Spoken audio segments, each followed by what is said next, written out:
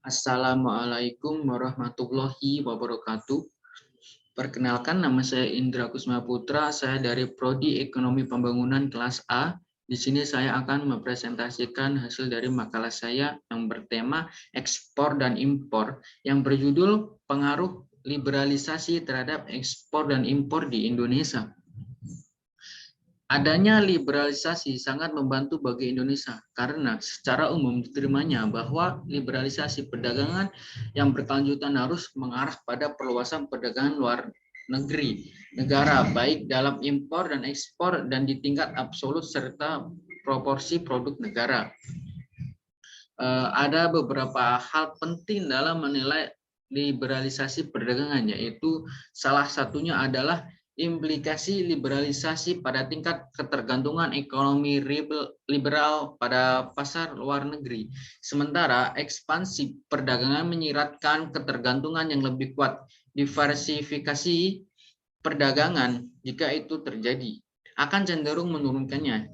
Yang paling tidak sama pentingnya adalah dampak peningkatan integrasi ekonomi di pasar dunia terhadap lapangan kerja atau ketimpangan distribusi. Selanjutnya, dan inilah alasan kenapa ekspor sebagai mesin pertumbuhan.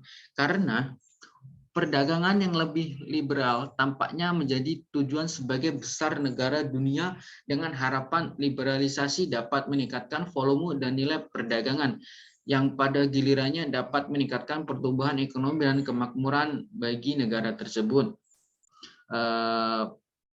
Perdagangan ekspor barang atau manufaktur, pertambangan, dan pertanian di seluruh dunia rata-rata 6,3% dari tahun 1950 hingga 2001 dan peningkatan output dunia rata-rata 3,8%. Dan inilah adalah contoh ekspor beras di Indonesia ke luar negeri, yaitu di negara Singapura. Selanjutnya, bagaimanakah pengaruh liberalisasi terhadap ekspor dan impor di Indonesia?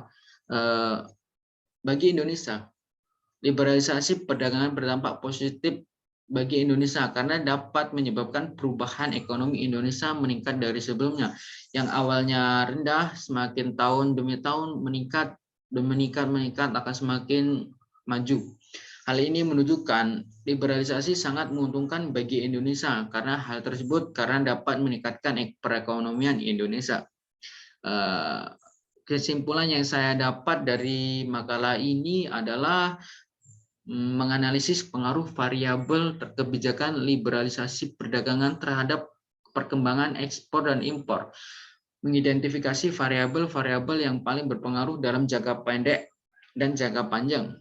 Sesuai dengan tujuan, telah dilakukan pengujian dengan analisis, kointegrasi, dan model koreksi kesalahan. Kebijakan liberalisasi perdagangan hanya bergeser pada kebijakan substitusi impor ke ekspansi promosi ekspor sangat penting bagi negara yang melakukannya itu.